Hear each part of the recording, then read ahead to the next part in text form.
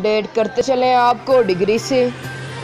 Pakistan Peoples party Sindh نے بارش متاثرین کے ریلیف کے لیے ریلیف فنڈ قائم کر دیا۔ پی پی پی سندھ کے صدر اور سندھ ریلیف کمیٹی کے سربراہ نثار کھوڑو نے چیئرمین بلاول بھٹو کی ہدایت پر پیپلز پارٹی کے سینیٹرز، ایم این ایز کی 1 ماہ کی تنخواہ ریلیف فنڈ میں جمع کرانے کی ہدایات جاری کر دی۔ بارش متاثرین کے ریلیف کے لیے چیئرمین پیپلز پارٹی کی جانب سے بنائی گئی سندھ ریلیف کمیٹی کے سربراہ نثار کھوڑو کا ڈگری میرپور خاص کے متاثرہ علاقوں کا دورہ۔ سندھ حکومت اور پیپلز پارٹی بارش متاثرین کی ہر طرح سے مدد کرے گی۔ متاثرین کو دوبارہ اپنے گھروں میں آباد کیا جائے گا۔ نثار کھوڑو کی متاثرین کو یقین دہانی۔